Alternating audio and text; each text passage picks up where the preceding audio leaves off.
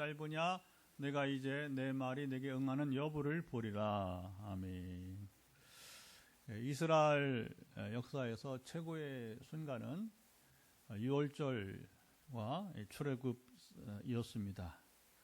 하나님의 창조 이후에 이 땅에 일어난 가장 이제 놀라운 사건들이라고 하는 것은 바로 이스라엘의 유월절과 출애굽 사건이었습니다. 당시 역사 현장에 이 놀라운 일을 경험한 이들은 물론이거니와 그리고 이제 자기 조상들의 이야기를 유대인들은 성경을 통해서 또 기타 구두로 이렇게 어른들의 이제 이야기로 이렇게 그걸 갖다가 트레디션 전승이라고 그래서 이제 이스라엘이 아주 그 오랫동안 이 성경 외에도 성경 모든 걸 다 기록하지는 않았잖아요, 그렇죠? 성경에 기록되지 않은 다른 이야기들이 내려오는 그 트레디션 전승, 그들이 읽고 듣고 오늘날도 해마다 유월절 절기를 지키는 그들이 삶을 살고 있습니다. 왜 그러냐? 이 은혜를 현장에서 경험한 이들만 아니라 그 후예들도 하나님이 우리 조상들과 함께하여서 우리 민족이 드디어 애굽 땅에서 탄생되었구나. 할렐루야. 자, 우리나라의 단군 신화와는 비교가 되지 않는 이스라엘 민족 형성사입니다. 그리고 중요한 건 우리 단군 신화는 신화에 불과하지만 이스라엘 민족 형성사는 신화가 아니라 역사적 사건이었습니다. 자, 오늘 본문은 이스라엘의 출애굽을 한 지 광야에서 2년 정도, 얼마요? 2년 정도 지난 뒤의 일이었습니다. 우리 영상 지도를 한번 보도록 하죠.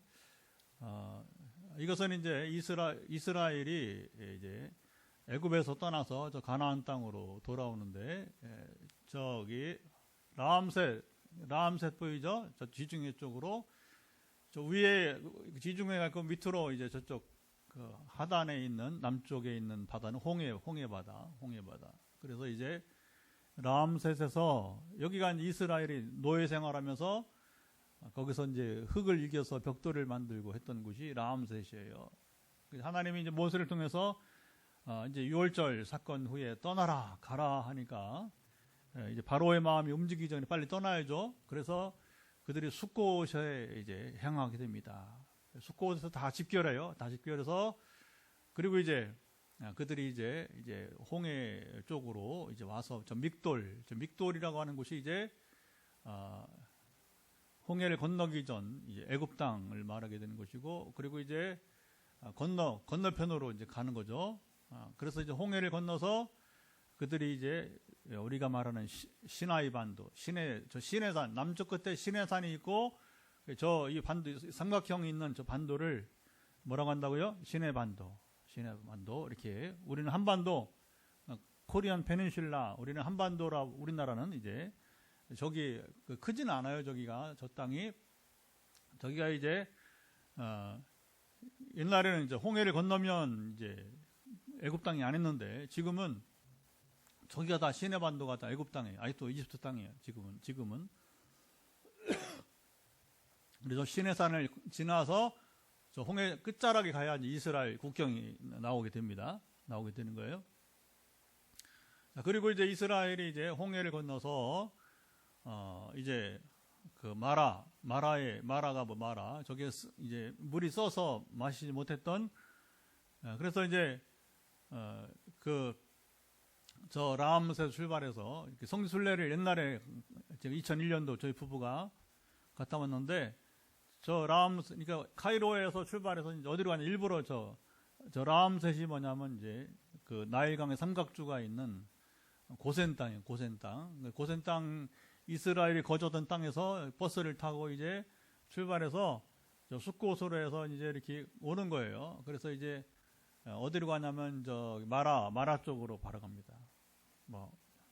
홍해를 건넌 거 정확히 우리가 알 수 없기 때문에 이제 굳이 뭐 매길 필요는 없고, 그러나 마라라고 알려진 그 샘이 있는 곳에 가면서 이제 성지순례가 이어졌던 것 기억이 나오는데, 그리고 이제 마라의 쓴물을 경험하고 엘림에서 저들이 이스라엘이 이제 거기에 나무도 있고, 그 다음에 오아시스가 있어서 휴양지, 엘림 휴양지, 그렇죠?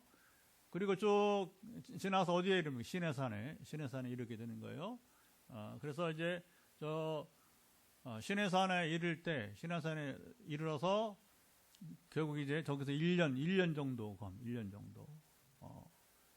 그래서 이스라엘이 저렇게 이제 경로로 와서 시내산에서 1년 정도, 왜 1년 정도 거하느냐? 거기서 이제 하나님 그 모세를 통해서 율법을 받고, 그리고 이제 거기서 하나님과 깊은 이제 교제를 하는 것이고, 어떤 사람 말하기를 뭐라고 하냐면 시내산에서 이스라엘과 하나님 만나면 하나의 결혼식과 같다. 왜냐하면 언약식을 하잖아요. 자, 이제부터 이스라엘은 내 백성이 되고 나는 너희 하나님이 된다. 그래서 마치 부부 관계와 같이 하나님과 이스라엘이 서로 떨어질 수 없는 관계로 이제 언약을 맺게 되는 것이죠. 그리고 그 다음에 출발해서 이제 지금 바로 첫 번째 오른쪽에 있는 것이 다베라.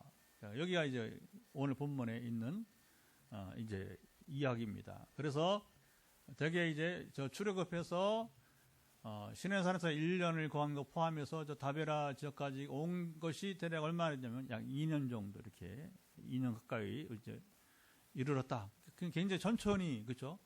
시내산에서는 일주일 거했지만 저 큰 땅도 아닌데 이렇게 천천히 이제, 왜냐하면 뭐 한 가족의 이동이 아니라 한 민족의 이동이니까 그게 빠르지 않게 이동을 한 것이죠. 자, 오늘 본문의 시작은 우리 4, 5, 6절 한번 읽어보도록 할까요? 자, 오늘 본문의 시작은 4, 5, 6절을 천천히 한번 읽어보도록 하겠습니다. 그들 중에 섞여 사는 다른 인종들이 탐욕을 품음에 이스라엘 자손도 다시 울며 이르되 누가 우리에게 고기를 주어 먹게 하랴.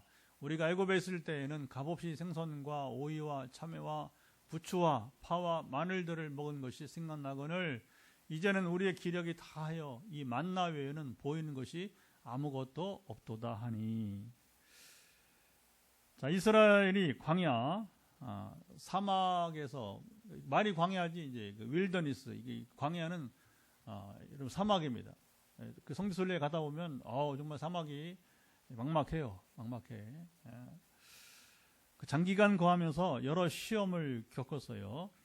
이스라엘의 광야 생활을 흔히 뭐라고 말하면 광야의 신학교, 시작, 광야의 신학교라 부릅니다.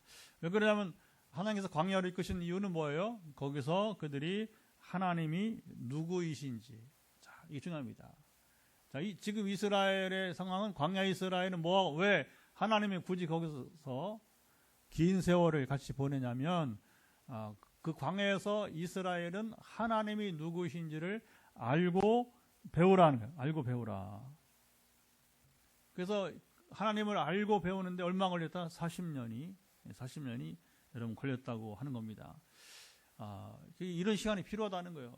제가 전에 아브라함, 그렇죠? 아브라함 이야기 하면서 이미 우리 뭐 창세기도 보았고 출애기도 다 보았잖아요. 이제 교회 개척하고서 누가복음도 보고 지금 사도행전. 그래 우리 책별로 많이 봤어요. 그동안 8년 가까이 있으면서 예. 그리고 보면 이제 이제 이스라엘이 이제 하나님이 누구이신가, 이게 참 여러분 중요한 겁니다. 근데 아브라함도 하나님을 알고 그리고 배우고 순종하기까지 얼마나 걸렸어요? 42년 정도. 이제 아브라함도 하나님을 알고 배우고 그 다음에 거기 합당하게 순종할 때까지 42년. 이스라엘 광야 생활 40년. 저도 돌이켜 보니까 저는 1980년도에 예수님 만났어요. 인격적으로 영접하고. 그러면 저의 인생은 실제 예수님 만난 고등학교 2학년 때 1980년도인데 지금 2024년이니까 45년. 저도 한 40년 이상 걸리는 것 같아요. 2010년에서야 성령이 임하시고 실제로 성령의 능력을 경험하고 하늘문이 열리고 온갖 바울이 말한 것처럼 이제 여러 다양한 경험들을 하고 또 하여튼 뭐 암병이 낫고 뭐 간경화가 사라지고 하여튼 온갖 머리부터 이 발끝까지 온갖 우울증, 불면증, 사로졌다고 한 간증들을 어깨, 등 뭐 하면서 이제 뭐 그런 것만 아니라 이제 그게 중요한 건 아닙니다. 결국에는요. 결국 중요한 건 뭐냐면 우리가 말씀 안에 있고 그 말씀을 따라 순종하는 자가 되는 게 결국은 이 하이라이트예요. 아멘. 그 과정에서 뭐 이런저런 여러분 뭐 황홀한 경험 다 중요한데 마지막에 정말 중요한 건 뭐냐면 우리가 말씀을 알고 알 뿐만 아니라 그 말씀대로 순종해서 살아가는 거. 그게 시간이 걸리는 거예요. 시간이. 아브라함도 42년, 이스라엘 광야 40년. 이스라엘이 광야에서 지난 2년 동안 반복해서 겪은 시험은 물과 그리고 음식 문제였습니다. 자, 20세 이상 남자들만 60만 명. 그러니까 전체는 60만 명이 뭐냐면 60만 가구라고 하는 거예요. 요즘 말로 말하면 이제. 이스라엘은 계수할 때에 수를 셀 때에 민수기 보면 이제 이게 중요합니다. 20살 이상 남자만 셌어요. 그 왜 그러냐? 그 당시 20세 이상의 남자는 다 결혼했어요. 다 결혼한 거예요. 그 이하는 결혼 안 하고. 그러니까 이제 20세 이상 남자를 계산하면 그게 뭐예요? 결국은 60만 명이 60만 가구가 된다고 하니까 60만 가구가 4인 가정이 되면 240만 명이 되는 거예요. 그렇죠? 5인 가정하면 300만 명이 되는 것이고 실제 이스라엘 민족이 출애굽하여서 나아갈 때에 그들의 인구는 대개 최소 200만 그리고 300만 명이 넘을 수도 있게 되었던 것이죠. 그러니까 200만 명 이상 되는 사람들이 여러분 이제 마실 물과 음식 이게 뭐 우리 이렇게 여러분 뭐 어디 가든 물이 있는 곳이 아니잖아요, 그죠? 사막이에요, 사막. 물이 없는 곳. 거기서 물을 어디서 여러분 길러 옵니까? 그들이 먹을 양식은 또 어디서 여러분 구해 옵니까? 보통 일이 아니었어요. 출애굽기 16장에도 보게 되면 만나와 메추라기 이야기가 나옵니다. 이때는 언제였냐면 출애굽 후 약 45일 정도 지난 때였어요. 45일. 자, 이스라엘이 애굽을 떠나면서 급하게 반죽을 해가지고 그렇죠? 그들이 이제 떠나게 되는데 그때 가져온 양식을 먹고 나니까 얼마 정도 한 달 반 정도 이게 마치 옛날에 전쟁 때 피난 가듯이 일단 급하게 먹을 양식만 들고 오다 보니까 그게 이제 한 달 반 정도 이제 끝나고 양식이 떨어졌습니다.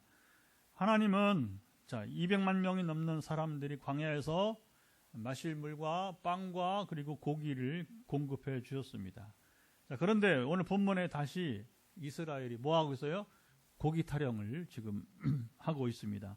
이때는 출애굽할 때 함께 나온 다른 인종들이 여기 표현을 보세요. 다른 인종 유대인이 아니에요.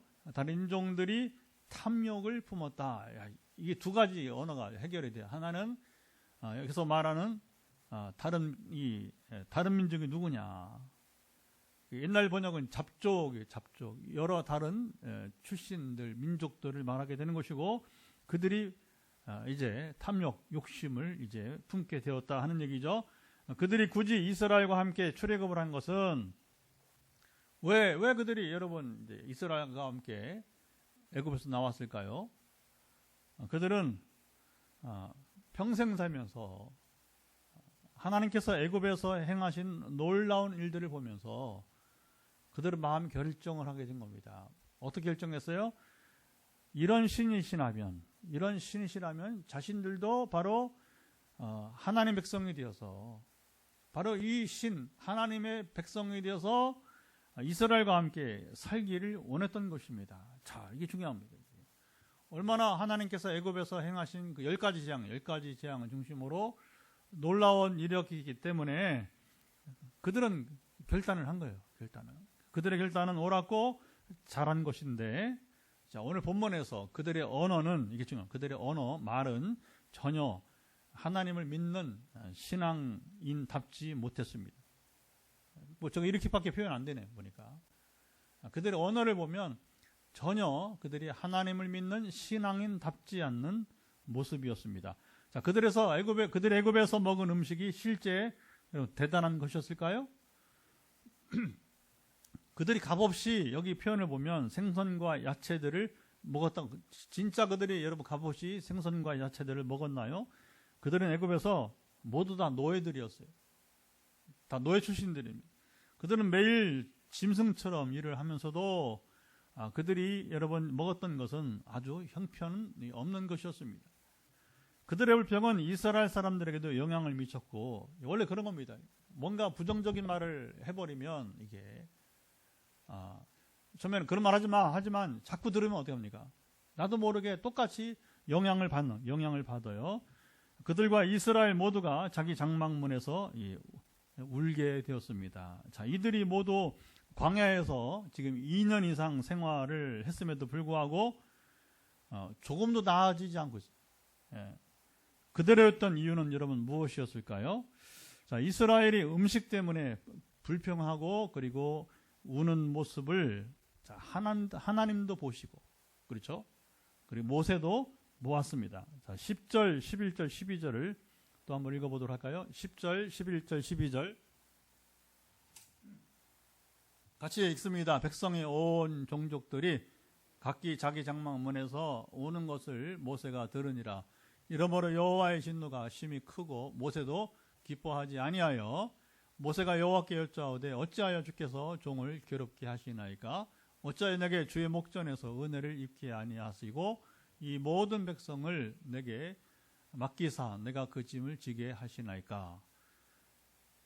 12절까지 이 모든 백성을 내가 배웠나이까? 내가 그들을 낳았나이까? 어찌 주께서 내게 양육하는 아버지가 젖먹는 아이를 품듯 그들을 품에 품고 주께서 그들의 열조에게 맹세하신 땅으로 가라 하시나이까? 자, 모세는 지난 2년 동안 이스라엘 백성들로 인해서 지쳤습니다. 요즘 말로 말하면 번아웃, 탈진 되었어요. 그렇잖아요. 여러분들이 아이들을 키우다가 부모의 어려움이 있어요. 그렇죠? 조심해. 탈진되면 안 됩니다. 그래서 어린 자녀들을 키우고, 아니 청소년 말 안 듣는 속썩이는 청소년 청년들을 둔 부모들 탈진하기, 번아웃, 탈진하기 쉬워요. 물론 이 탈진은 이제 목회자들에게도 모세처럼 목회자들에게도 탈진이 번아웃이 올 수가 있는 거예요. 그래서 우리 동료 목사님들 중에서도 보면 서울이든 지방이든 해외든 상관없이 갈등을 많이 갖습니다. 그리고 나는 지쳤다.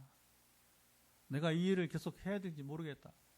참 여러분 참 무거운 얘기. 그리고 또 때로는 나는 차라리 조기 은퇴를 하겠다. 내 건강을 위해서. 나도 살아야겠다. 참 심각한 얘기. 모세는 실제로 그가 할 수 있는 것이 아무것도 없었어요.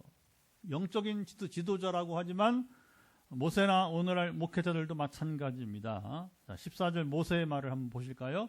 14절 모세의 말을 보면 뭐라고 합니까? 책임이 심히 중하여 나온 자는 이 모든 백성을 감당할 수 없나이다.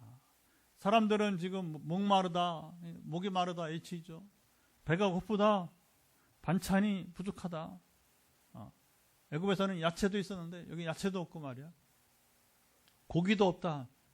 부르짖고 우는데 모세가 그들을 위해서 할 수 있는 일은 아무것도 없었습니다. 모세는 이걸 숨기지 않고 그냥 고스란히 하나님 앞에, 여기 중요합니다. 모세가 이스라엘 백성들 앞에 말하는 게 아니에요. 하나님 앞에 고백을 여러분 했습니다. 지도자라고 하지만 어찌할 수 없는 무기력한 여러분 이제 상황의 경험입니다. 자, 모세는 지친 상황에서 내가 이스라엘 백성들을 베고 나았습니까? 쉽게 말하면 내가 이 사람들의 아버지입니까? 하는 얘기죠. 그렇죠? 하소연을 했어요. 자기 감정을 그대로 여러분 토했습니다. 모세는 무기력한 자신의 모습 속에서 15절 한번 보도록 뭐라고 하는지. 15절 주께서 내게 이같이 행하실 텐데 구하옵나니 내게 은혜를 베푸사 즉시 나를 죽여 내가 고난당함을 내가 보지 않게 하옵소서. 자, 지도자가 탈진, 번아웃, 탈진이 오고 자, 무기력함 속에서 지쳐갈 때에 자기 극단적인 정신 상태를 여러분 나타내 줍니다. 그 뭐예요? 뭐 세상 사람들 자살을 하지는 않지만 자살 여러분 이거 참 이게 무서운 겁니다. 생각조차 하면 안 돼요. 그러나 누가 평생 살면서 여러분 한두 번 아니면 여러 차례 그런 생각을 해보지 않겠어요, 그렇죠? 그걸 잘 극복을 해 이겨내야 되는 거죠. 잘 이겨내. 말하자면 여기 보면 모세가 죽음을 얘기하고 얼마나 그가 지치고 힘들었으면 지난 2년 동안 아니 이스라엘에게 시달렸으면 탈진이 왜 오냐면 시달리니까 자식에게 시달린 부모가 탈진이 오는 거예요. 직장에서 상사나 여러분 또 이제 동료들에게 시달리는 사람들이 탈진이 오는 거예요. 학교에서 요즘에 말하는 여러분 이제 왕따를 당하거나 괴롭힘을 당하는 아이들이 탈진이 오는 거죠. 그러니까 이게 뭐냐면 이게 그게 다라니까 극단적인 여러분 정신 상태에 이를 수 여러분 조심해. 여러 사람 잘 돌봐야 됩니다. 잘 돌봐야 됩니다. 성경은 이런 모습을 고스란히 보여줘요. 모세 역시 이스라엘 백성들과 같이 여러 시험을 겪으면서 잘 들으세요. 하나님께서 문제 해결을 해주시는 경험을 2년 동안 해왔는데 그렇잖아요. 항상 문제가 있었지만 그때만 하나님은 여러분 결국 그들의 물을 마시게 하고 빵을 먹여주고 그리고 고기를 먹여주었잖아요. 그런데도 지도자인 모세 역시 그들과 다를 바 없는 자세를 여러분 보여주었습니다. 자, 모세의 모습이 2년 동안 왜 이렇게 나약하게 되었을까요? 자, 이스라엘의 광야 사막 생활은 다시 강조합니다. 신학교와 같았습니다. 신학교 다른 게 아니에요. 우리 인생은 여러분 신학교 생활하는 거예요. 신학교 생활.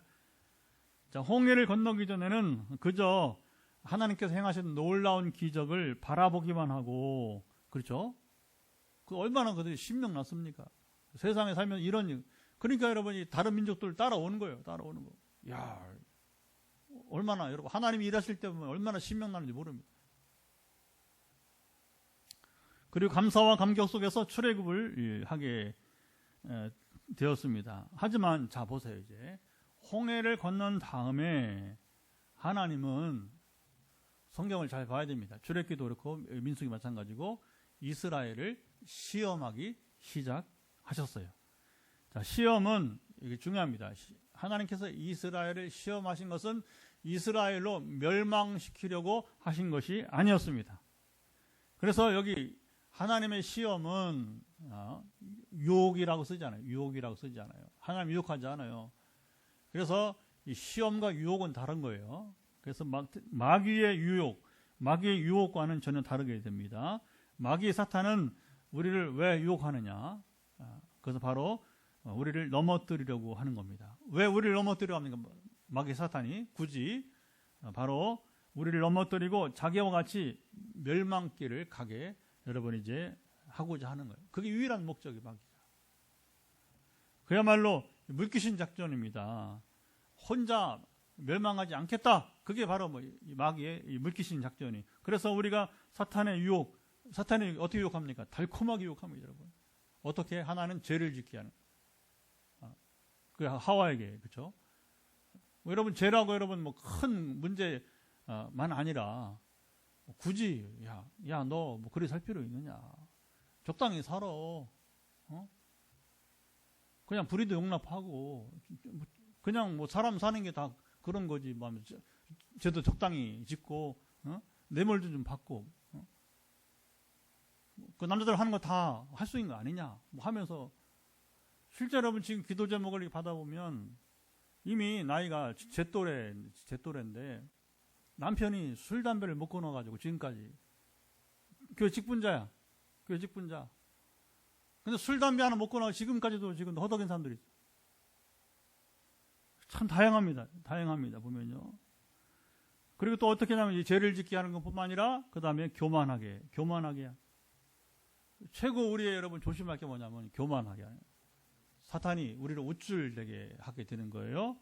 경계하고 반드시 여러분 이겨야 할 것입니다. 하나님은 광야의 이스라엘이나 오늘 우리를 시험하시는 이유는 우리가 더욱 하나님을 바로 알고 그리고 그의 말씀에 순종하여 성숙하고 자라가기를 여러분 원하시는 것입니다.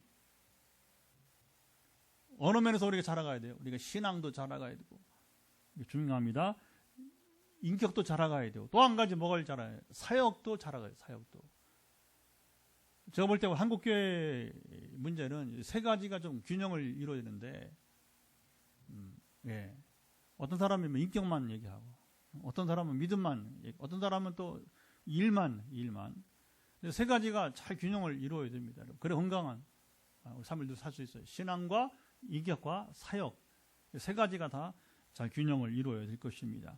하나님의 이 마음이 가장 잘 나타난 말씀이 있어요. 제가 보기에는 에베소서 4장 13절 한번 찾아보죠. 다 영상이 없어요. 성경 한번 찾아보세요. 에베소서 4장 13절 한번 찾아보시면, 이건 다 같이 찾아서 읽으시기 바랍니다. 너무 중요한 말씀이기 때문에. 에베소서 4장 13절 한번 같이 읽어보겠습니다. 크게 읽어보도록 하죠. 우리가 다 하나님의 아들을 믿는 것과 아는 일에 하나가 되어 온전한 사람을 이루어 그리스도의 장성한 분량이 충만한 데까지 이르리니. 자, 먼저 우리가 하나님을 잡으세요.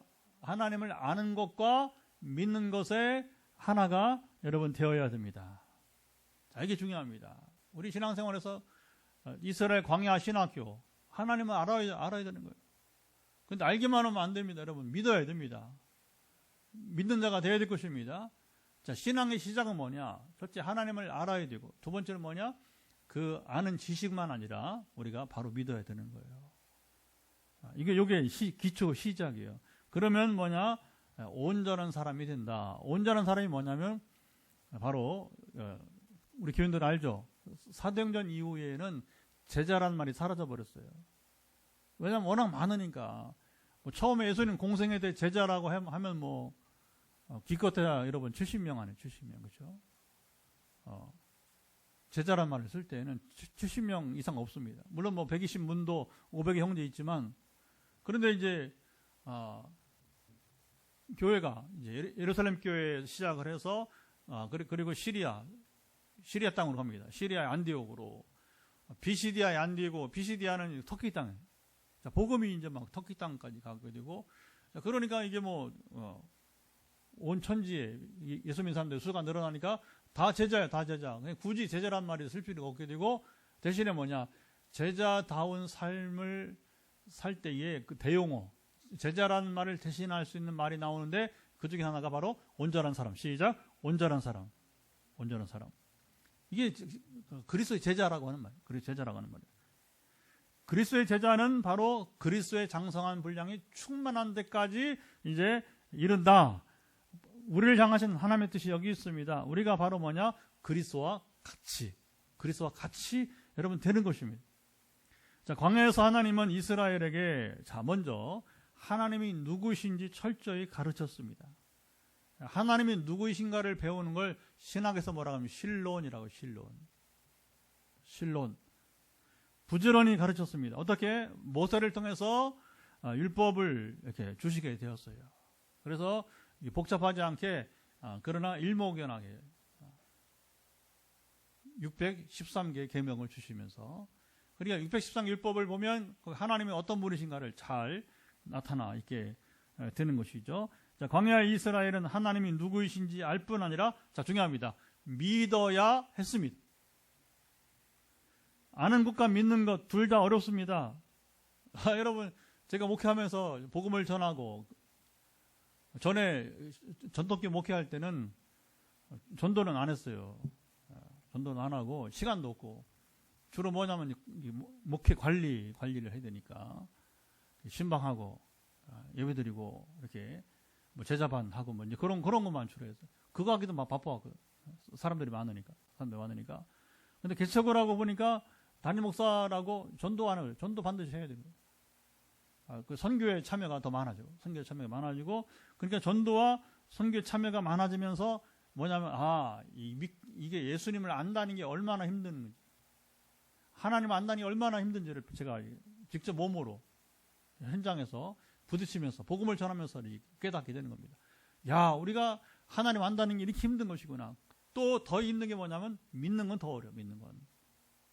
그래서 바울은 이게 뭐냐면 이제 아는 것과 믿는 것에 하나가 돼요. 이게 너무너무 여러분 중요한 말이 되는 거죠. 그것을 광야의 이스라엘과 모세가 여러분 이제 여기 고스란히 보여주는 겁니다. 모세도 하나님을 배워가는 거예요. 중간에 한번 승질냈다가 무리밤을 승질냈다가 모세가 아론과도 뭐라 승질냈다가 그 가나안 땅에 못 들어가잖아요, 그렇죠? 하나님 누구신지를 잘 모르는 거야. 예. 여러분 하나님은 우리가 경외해요, 두렵게 여겨야 됩니다. 아멘. 여러분 하나님을 무시하면 큰일 납니다. 그게 바로 그 무리밤을 사건에서 이 모세와 아론의 말만 잘못한 게 아니라 하나님을 무시하는 거예요. 우리 인생 최고의 위기가 언제인지 아세요? 하나님을 무시할 때. 그게 뭐냐면 다윗 왕이 밧세바를 범할 때 하나님 무시하는 거예요. 그리고 다윗이 그건 요압 장군도 반대했지만 인구 조사하는 거예요. 교만하는 거예요. 아까 말했지만 죄와 교만, 이게 굉장히 여러분 이게 무서운 겁니다. 왜냐하면 바로 내가 죄를 범하는 순간, 내가 교만한 순간 바로 뭐냐, 하나님을 무시해버리고 마는 거예요.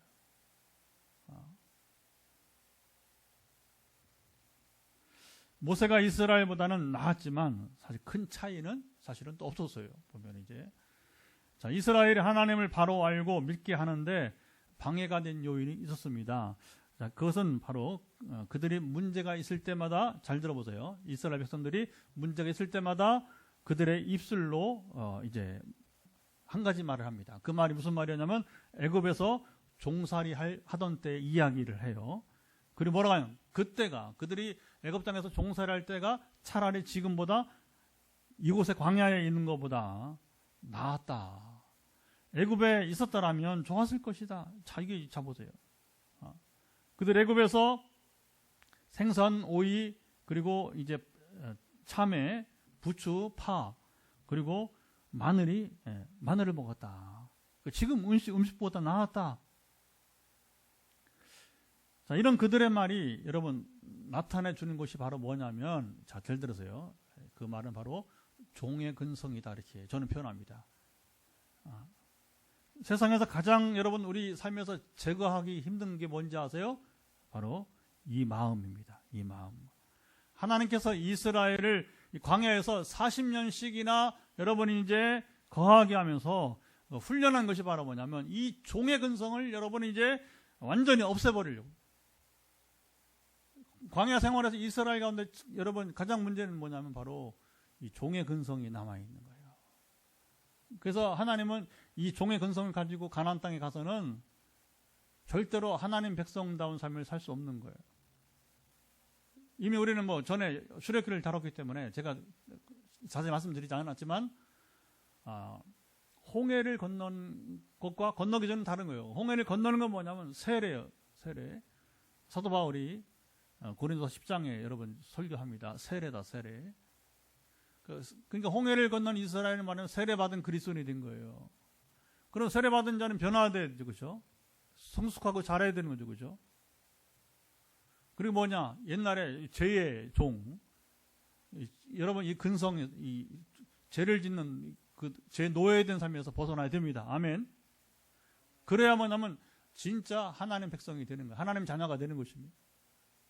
이걸 가르치려고. 그리고 단지 이것은 이스라엘의 40년 동안 생활만 아니라 이후에 이스라엘의 전 역사를 통해서, 그리고 교회 시대에 사는 오늘 우리도 이걸 읽으면서 배우면서 오늘 우리가 이 종의 근성을 우리가 없애보려는 너무나 중요하다 하는 거죠.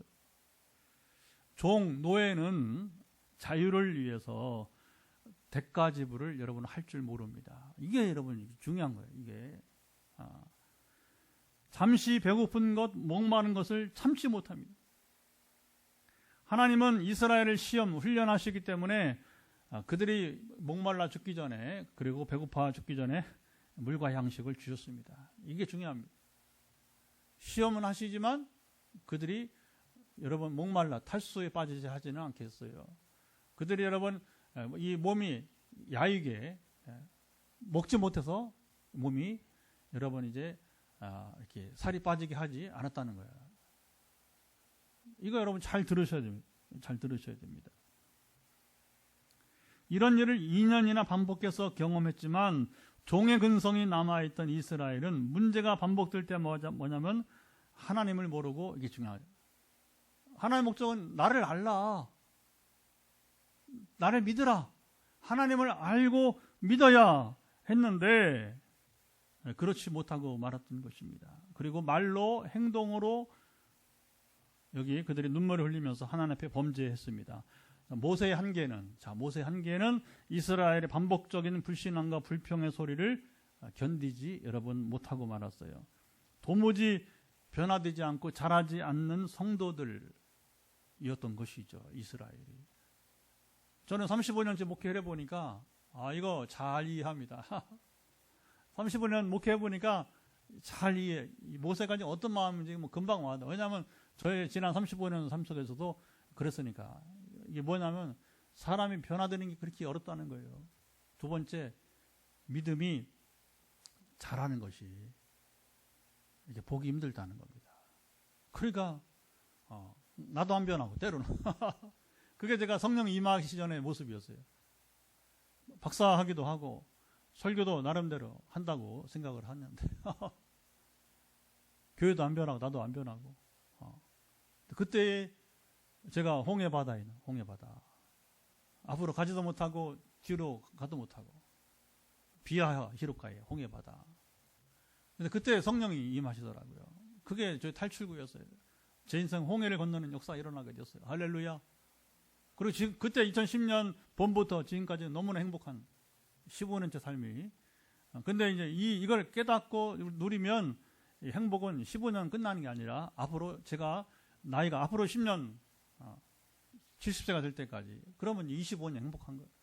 그리고 또 건강하면 또 여러분 목회직이야 은퇴할 수 있지만 사역은 은퇴하지 않잖아요. 그렇죠? 그리고 또 한 10년도 기회를 주셨다. 80세까지 또 일을 한다면 앞으로도 예, 한 20년은 더. 그러면 지난 15년과 35년은 행복할 수 있는 목회가 되지 않느냐. 할렐루야. 여기 중요한 메시지가 있어요. 그런데 잘 들어보세요. 한 가지 더. 요즘 보면 장관급들이 차관급들이 국회에 나와서 많이 혼납니다. 많이 혼나요. 국회의원들한테 볼만합니다. 볼만해요. 근데 참 가슴이 아픈 거예요. 그 중에 하나가 뭐냐면 몇 사람들이 친일적인 자세를 보이는 거예요.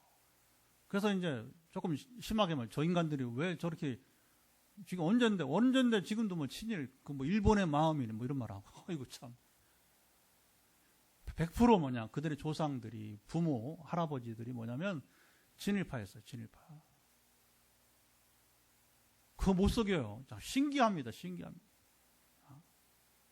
여러분 부모가 독립군이었고 여러분이 이제 정말 자유를 대가 지불했던 가족이라면 절대 그런 말 하지 않아. 그 소리 들으면 막 속에서 막. 저는 아버지가 징용 생활을 했어요. 독립운동 못 하시고 시골에서 맨날 어른이 뭐 하시겠어요. 젊으니까 일본의 본토에 그 태평양으로 가지 않은 게 다행이지. 태평양 가지 않은 게 다행이지. 그래 제 인식에는 아버지가 고생한 그 이야기. 왜냐하면 틈만 있으면 그 얘기를 하죠. 틈만 있으면.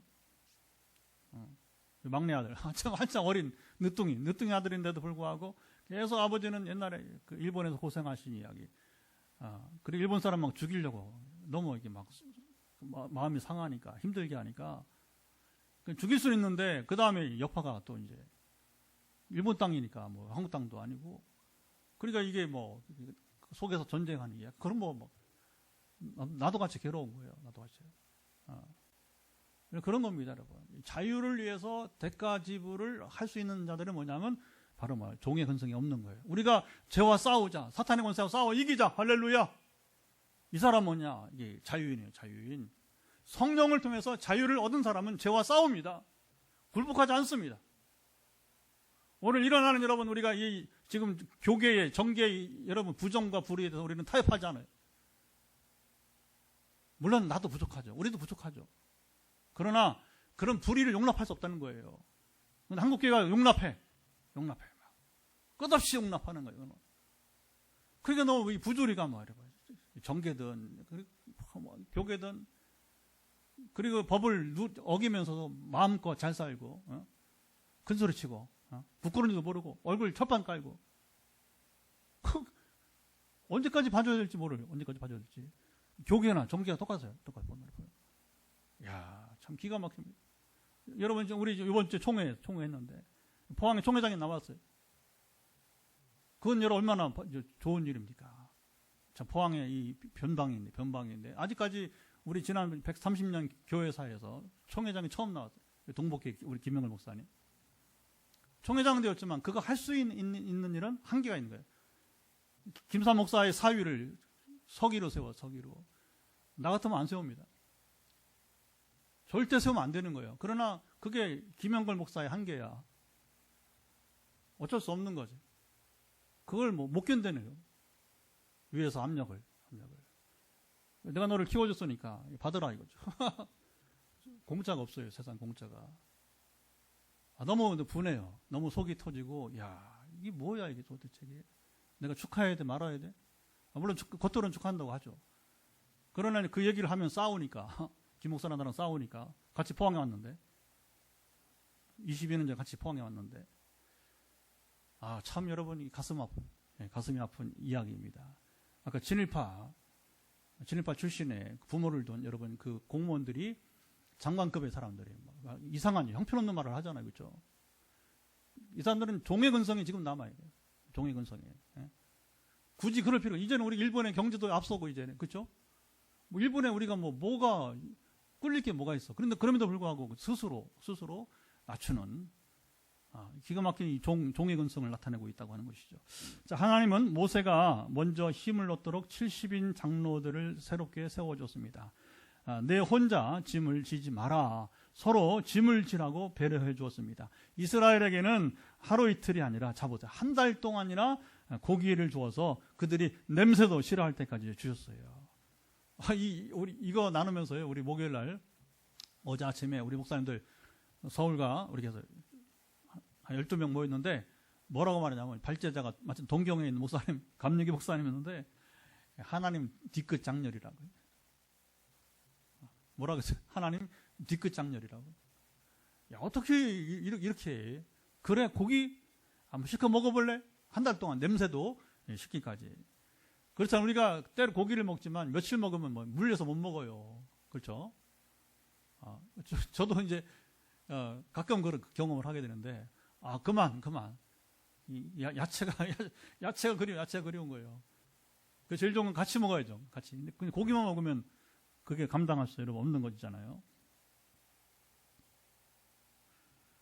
자, 모세가 할 수 없는 일을 하나님께서 친히 세워 주셨습니다. 우리가 강한 것처럼 보이지만 실제 할 수 없는 일들이 너무 많아요. 문제는 수없이 우리 가운데 발생하지만 문제는 지금도 매일 그렇죠. 우리 삶에 발생하지만 처리할 도덕성도 영적인 능력도 없습니다. 그게 우리 현실이에요. 종교나 도덕계에서 우리 교계에서. 그래서 죄가 없고 완전하신 그리스도께서 이 땅에 오셔서 우리의 문제를 십자가에서 다 해결해 주신 것입니다. 주님이 마지막 여러분이 이제 다 이루었다. 테텔라스타이. 헬라어로 테텔라스타이. 주님이 다 이루었다. 뭘 다 이루? 우리 인생의 모든 문제를 내가 십자가에서 다 해결해 주었다는 것입니다. 예수님 우리의 죄 문제를 해결해 주시고 오늘도 우리를 초청해 주십니다. 수고하고 무거운 짐진 자들아 다 내게로 내가 너희를 쉬게 하리라. 마태복음 11장 28절. 주님은 우리의 수고가 무엇인지 여러분 너무 잘 아셨어요. 우리 스스로 짐을 질 수도 없고 감당할 수도 없음도 모세처럼. 주님 오늘 우리의 모습도 여러분 너무 잘 아십니다. 그래서 주님은 뭐라고 하시냐면 이게 중요해요. 마태복음 11장 28절 이후에 29, 30절에 나의 멍에를 메고 내게 배우라. 시작. 나의 멍에를 메고 내게 배우라. 그러면서 뭐라고 하냐. 내 멍에는 쉽고 내 짐은 가벼움이라 말씀하셨습니다. 여러분 이게 우리 인생 문제 해결 방법이에요.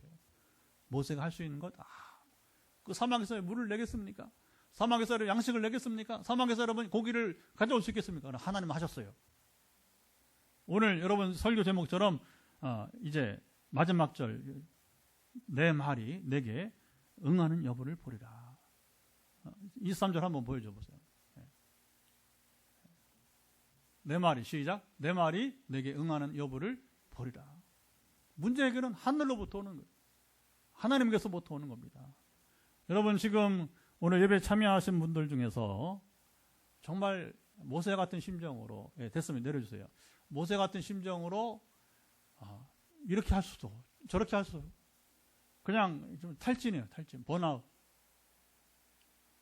우리가 어떻게 하겠습니까? 주님 초청에 귀를 기울이세요. 내게로 오라 했습니다. 그리고 나의 멍에를 메고 내게 배우라 했습니다. 여러분, 이게 무슨 말이에요?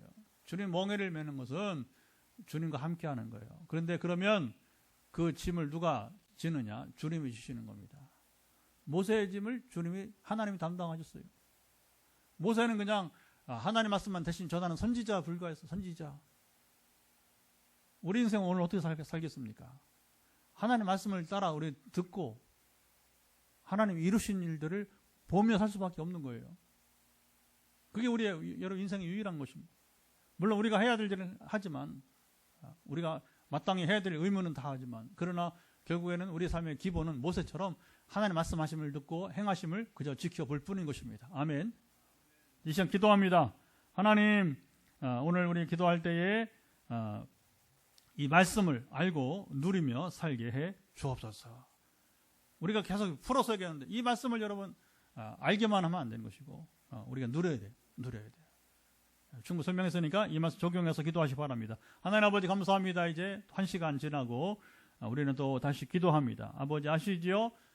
광야의 이스라엘, 그들은 여전히 종의 근성을 버리지 못하고, 또 이 문제는 좀처럼 하기가 쉽지 않아서 40년 세월 거쳐서야, 그것도 그들의 아버지 할아버지를 다 죽어가는 것을 본 1.5세 2세들이나 이제 종의 근성을 벗어나는, 그래서 요단강을 건너가고 또 그들이 또 더불어 이제 여리고성을 점령하는 놀라운 사건을 경험하게 된 것을 보게 됩니다. 하지만 그들 역시 다시 가나안성에 들어가서는 좀처럼 또 이것을 벗어나지 못하고 사는 모습을 반복해 온 것을 보게 됩니다. 하나님, 오늘 우리로 아버지 하나님 참으로 이제 우리의 모든 문제를 우리 스스로 할 수 없을 때 주님은 행하시고, 이제 우리에게 참으로 짐을 벗어나게 하시고 이기게 하였사오니 주님 함께하사 이 복음을 잘 기억을 하면서 오늘도 주님 초청하시는 우리 수고하고 무거운 짐진 다 내게로, 내가 너희를 쉬게 하리라.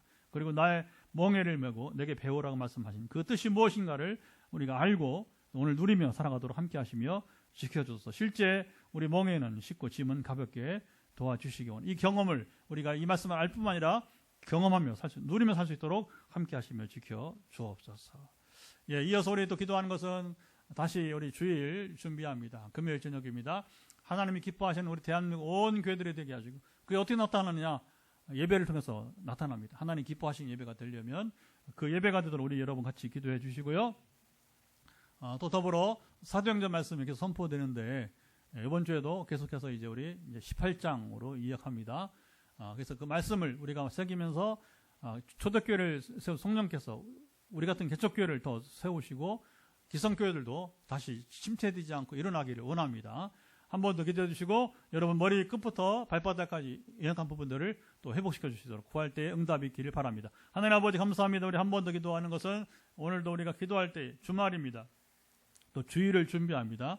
주님이 기뻐하시는 복된 주일로 우리가 이어가게 도와주시며, 하나님 아시죠? 사랑하사 특별히 이제 우리가 사도행전 말씀을 나누면서 우리 같은 개척교회 정말 잘 일어서게 도와주시고, 기성교회 한국교회가 정말로 코로나19로 30% 이상은 침체되어 있는데 침체된 한국교회가 일어설 수 있는 놀라운 기회도록 성령께서 역사하시며 함께 하시셔서 소망하며, 또 오늘 우리가 이 시간 기도하게 된 것은 우리 머리끝부터 발끝까지의 연약한 부분들이 회복되어지고 온전케 되기를 예수 그리스도의 선포할 때 들어서 역사하시고, 오늘도 현장에서 안수기도 또 전화로 간구하는 우리 9시 반부터 11시 반, 12시까지 이어지는 귀한 우리 기도의 시간 통해서 주님 오늘도 역사하시며, 주님 이제 저희들을 살리시고 우리 영혼을 살리시고 우리의 번아웃된, 우리가 참으로 이제 탈진된 우리 마음을 살리시고, 우리 또 병든 몸을 살리시고 우리 영혼도 온전히 고치시며, 우리가 참으로 지금 심히 어려운 환경도 극복할 수 있도록 함께 하시며 지켜 주옵소서. 선포합니다. 하나님 아버지, 오늘도 우리 금요기도에 함께 말씀을 나누면서 우리 교회 이름을 따라서 우리가 나누게 되는데, 오늘 민수기 말씀이었습니다. 이 민수기 말씀대로 우리가 참으로 이제 어쩔 수 없는, 모세가 어쩔 수 없는 상황 속에서도 결국 하나님께서 그를 위로하시고 70인의 장로를 세워서 짐을 나누게 해주시고, 그리고 하나님이 친히 이제 말씀하신 것을 이제 모세와 이스라엘로 와버리며 참으로 이제 보게 하신 그 역사하심이 오늘 우리 가운데 일어나기를 소망하오니 강권하사 지키시고 감찰하시기를 원하오며, 여전히 우리에게는 참으로 우리 스스로 감당할 수 없는 일들이 너무나 허다하게 많이 있습니다. 오직 이자버린 참으로 이제 주께서 함께하사 나의 멍에를 메고 내게 배우라 말씀한 것을 따라서 우리가 참으로 주의 멍에를 멜 때에 모세처럼 결국에 주님이 공급하시며 주께서 힘을 더하시며 이스라엘 살리신 것처럼 오늘 우리를 살리시고 한국교회를 살리는 역사가 이루어지이다. 주의를 준비하며 기도하는 대로 하나님 사랑하사 우리 한국교회를 살리시고 우리 같은 개척교회를 주께서 온전히 세우시며 함께 도와 주옵소서.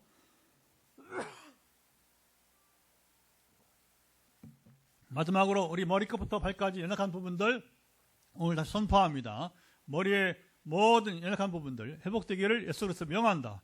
눈의 모든 연약함은 회복되기를 예수 선포합니다. 아버지 아시죠? 우리 모든 이비인후과 계통의 연약한 부분들, 특별히 기관지 쪽에 연약한 부분들 회복되기를 예수 선포합니다.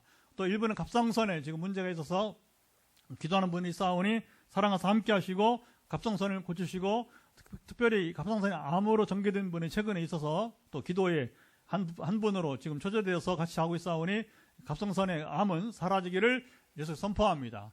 또 기타 우리 암 환자들이 많이 있습니다. 주님 아버지 유방암부터 시작해서 각종 아버님 이제 우리 암 환자들이 있는데 주님 참으로 이제 그 고통을 이겨내게 하시고 또 승리하게 하시고, 이미 암이 나은 분도 있지만 재발되어서 지금 많이 심한 위기 속에서 하나님의 권능만을 기다리는, 모세가 아무것도 할 수 없던 것처럼 지금 내가 어쩔 수 없는, 의사도 어쩔 수 없는 상황 가운데 하나님을 기다리는 우리 암 환자들이 싸우니 저희 포항에도 있고 또 서울에도 있습니다. 아버지 아시죠? 이들이 긍휼히 여기시고 근데 암세포를 제거시키시고 주의 권능으로 전에 우리 청년과 같이, 전에 우리 또 한 지사님과 같이 포항에 아버님 전부 새 역사가 나타나기를 예수로 선포합니다. 주님 임하시면 어느 순간에 주여 이제 암세포는 사라지고 부작용도 사라지는 모습을 보았는데 이 역사들이 다시 일어나게 하시고, 또 이미 기타 수술 후에 이제 암의 후유증이 상당히 사라지고 일상생활로 복귀 중에 있는 분들도 완전케 하시며 주여 지켜 주소서. 오늘도 심장 기능과 혈관으로 인해서 회복되기를 원하는 분들 예수 그리스도 명한다. 심장 기능 정상으로 회복될지어다.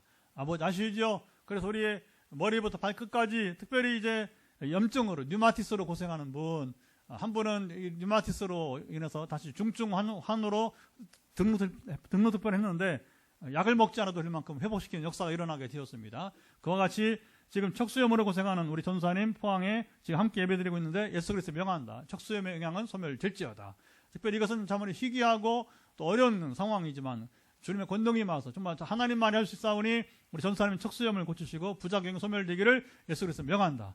아버지 아시죠? 강건하사 지켜주시고, 그 밖에 이 만성 주님 위염을 중심으로 해서 소화기가 회복되지 않아서 고생 중에 있는 분이 있사오니 이런 분들을 완전케 하시고 주여 지켜주시고, 여전히 우리 어머니들 특별히 이제 목으로부터 해서 어깨에 또 아버지 등과 자골에까지 쌓여있는 피로도는 주여 사람이 손을 거치지 않고도 시원함을 얻는 그날이 이를 기다리는 우리 신사님과 기타 우리 많은 어머니들 예수를 명한다. 회복될지어다. 주여 임하사 지금 시원케 주여 성령의 바람을 주여 아버님 목으로 어깨로 그리고 등으로 아버님의 허리 자골에까지 온전케 되기를 예수를 선포합니다. 하나님 들어서 역사하시고 주여 머리 끝부터 발바닥까지, 발바닥 흰눈이까지, 그리고 우리 김사님 엄지발가락이 지금 자꾸 안쪽으로 굽어지는데 밖으로 원래 상태로 밖으로 회복될 것을 예수 그리스도로 명한다.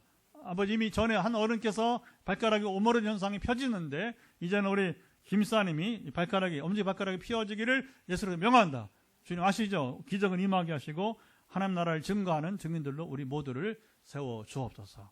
현장 기도와 전화 기도를 기대합니다. 이제는 우리 주 예수 그리스도의 은혜와 아버지 하나님의 사랑하심과 성령의 교통하심, 오늘도 함께 금요 기도에 민수기 말씀을 나누면서 하나님이 친히 행하신 일을 보고 그리고 그 행하신 일들을 증거하는 삶을 살기 원하는 현장에 가정에 함께하는 영상으로 함께하는 모든 이들 가운데 영원토록 함께하옵시기를 간절히 축원합니다.